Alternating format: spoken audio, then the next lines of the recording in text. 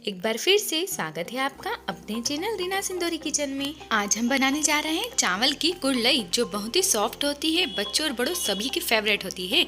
देखिए, एक कटोरी आटे से हमने कितनी सारी कुड़लई बनाकर तैयार करी है। आपको कटोरी से भी मेजरमेंट बताऊंगी। इसके लिए मैंने लिए है 2 किलो चावल। इन्हें मैंने अच्छे से धोकर धूप में सुखा लिया था।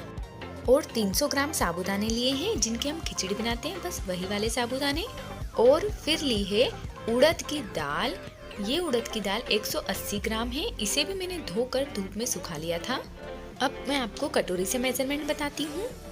मैंने इस कटोरी से 12 कटोरी चावल लिए हैं, 2 कटोरी साबूदाने लिए हैं और 1 कटोरी ली है उड़द की दाल। इस आटे से आप चावल के पापड़ और चावल की कुड़लई दोनों बना सकते हैं। दोनों ही परफेक्ट बनेंगे। मैंने अपनी एक वीडियो में चावल के पापड़ बता दिए हैं।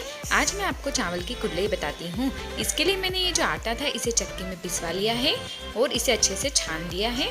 यदि आप सिर्फ 1 कटोरी आटे से चावल के पापड़ या कुड़लई बनाना चाहते हैं तो मैं आपको उसके लिए मेजरमेंट बताती हूँ। आप 1 कटोरी लीजिए चावल का आटा और 3 बड़ी चम्मच लीजिए साबूदाने और 1.5 चम्मच लीजिए उड़द की दाल और 1 छोटी चम्मच लीजिए पापड़ खार और 1 छोटी चम्मच नमक लीजिए और लीजिए जीरा आधी छोटी चम्मच और हींग लीजिए 1/4 छोटी चम्मच। मैं इतने सारे आटे से चावल के पापड़, चावल की बारीक कुड़लई और चावल की बड़ी कुड़लई सब बनाऊंगी। हमारे पास 2.5 किलो आटा पीस कर तैयार है। देखिए, यदि आप सिर्फ चावल के पापड़ या बड़ी कुड़लई बनाएंगे तो आप जीरे को पूरा डाल देंगे, और यदि बारीक कुड़लई बनाते हैं तो हमें जीरे को बाट कर डालना है बारीक। इसलिए पहले तो हम ये जो बारीक जाली रहती है, इसमें तेल लगाकर इसे ग्रीस कर लेंगे। इस बारीक जाली के लिए आपको जीरे को बारीक बाट कर डालना होगा। हम इस कुड़लई के सांचे में अच्छे से तेल लगा लेंगे, इसे अच्छे से ग्रीस कर लेंगे। जो जाली गोल सांचे की मैंने आपको बताई है, ये बहुत ही बारीक होती है, इसलिए इसके में बनाने के लिए हमें जीरे को बाट कर डालना होता है। एक ये वाली जाली होती है, इसमें आप पूरा जीरा यूज़ कर सकते हैं। 2.5 किलो के हिसाब से हम इसमें नमक डालेंगे आधी कटोरी, 6 बड़ी चम्मच, और जीरा डालेंगे हम इसमें 7 छोटी चम्मच। अभी मैं सारा जीरा इसमें डाल दूंगी और जब बारीक कुड़लई बनाऊंगी तो आटे को फिर से छान के उसका जीरा बारीक बाट कर डाल दूंगी। अब इसमें डालेंगे पापड़ खार, जिसे संचोरा बोलते हैं, 70 ग्राम मतलब 7 बड़ी चम्मच। आप पापड़ खार की मात्रा को बराबर डालें ताकि पापड़ कुड़लई परफेक्ट बने। अब हम इन सामग्री को हाथों की सहायता से मिक्स कर देंगे अच्छे से। सबसे पहले मैं बनाऊंगी बारीक कुड़लई, इसलिए मैंने उसमें से 1 कटोरे आटे को छान लिया है ताकि जीरा अलग हो सके। और अब इस जीरे को बारीक बाट कर फिर इसमें डाल देंगे ताकि बारीक कुड़लई का जो सांचा आता है उसमें जीरा बीच में अटके नहीं। आप यदि सिर्फ 1 कटोरी आटा तैयार करें तो जीरे को शुरू में ही उसमें बाट कर डाल दें। अब जीरे को मिक्स कर लेंगे और फिर से इस आटे को 1 कटोरी में डाल लेंगे ताकि इसे पानी में डालने में आसानी रहे। ये लीजिए, बारीक कुड़लई बनाने के लिए 1 कटोरी आटा तैयार है। अब एक मोटे तले के बर्तन में 2 कटोरी पानी डालेंगे, जिस कटोरी से हमने आटा नापा है उसी कटोरी से, और उसे ढक देंगे। अब पानी को चेक करेंगे। पानी में उबाल आने वाला है, इसलिए हमने 1/4 हींग डाल दी है इसमें। और अब पानी में अच्छे से उबाल आ रहा है तो अब इसमें हम धीरे धीरे करके ये आटा डालते जाएंगे और एक बेलन की सहायता से इसे मिक्स करते जाएंगे। आप इस बात का ध्यान रखें कि गैस की आंच बिल्कुल कम हो और आटा थोड़ा थोड़ा करके डालें और इसे लगातार एक हाथ से चलाते रहें। आटे को लगातार चलाते हुए ही पकाना है ताकि आटा जो है वो चिपके नहीं और आटे में गुठलियाँ ना पड़े। आप जितना ज़्यादा इसे चलाएंगे आटा उतना ज़्यादा सॉफ्ट होगा। आपको इस बात का ध्यान रखना है कि गैस की फ्लेम बहुत ही कम हो। 3 मिनट तक आटे को लगातार चलाते हुए पका लेंगे। एक हाथ से आपको बर्तन को पकड़ना होगा और एक हाथ से इसे हिलाना होगा, तब जाकर आटा अच्छा सॉफ्ट बनेगा।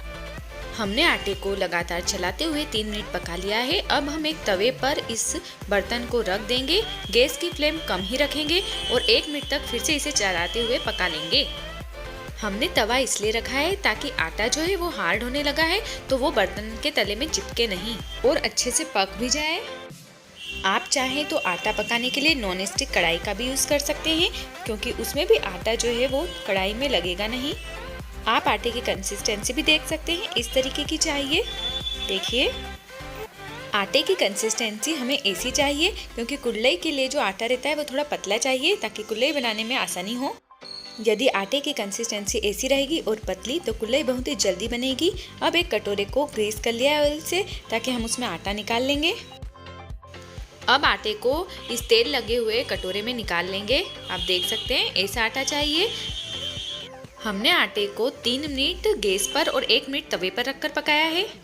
कुल्लई बनाने के लिए जो आटा रहता है, यह चावल के पापड़ बनाने के लिए जो आटा लगाते हैं उससे थोड़ा पतला होता है। अब एक पॉलीथीन पर मैंने ऑयल लगा लिया है हल्का हल्का, और अब हम कुल्लई बनाने की मशीन में, जिसमें हमने पहले से तेल लगाया था, उसमें आटे को अच्छी तरीके से भर लेंगे।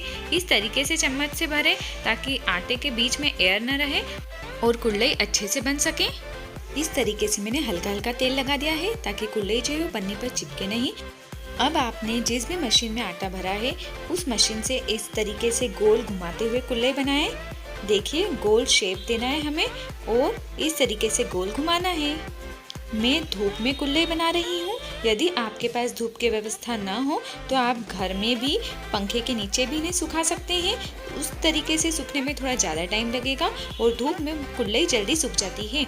मैंने एक और पॉलीथीन लगा ली थी और फिर जो आटा बचा है उसे भी हम कुल्लई की मशीन में भर लेंगे। हमारा सारा आटा खत्म हो चुका है। एक कटोरी से 2 बार इस कुल्लई की मशीन में आटा भरा गया है और अब इस पॉलीथीन पर फिर से मैंने हल्का हल्का तेल लगा लिया था और इसी तरीके से हम फिर से कुल्लई बना लेंगे। कुल्लई जब एक तरफ से अच्छे से सूख जाए तो हल्के हाथों से इसे पलट दे। देखिए मैंने कुल्लई को दोनों तरफ से अच्छे से सुखा लिया है। अब गर्म तेल में इसे डालेंगे, गैस की फ्लेम मीडियम रखकर। एक कटोरी आटे से 30 कुल्लई बनकर तैयार हुई है। देखिए मैं आपको बताती हूँ यह कितनी सॉफ्ट बनी है। आपको रेसिपी पसंद आई हो तो इसे लाइक कीजिएगा और सब्सक्राइब कीजिए हमारे चैनल को और बेल आइकन को दबाना ना भूलिएगा।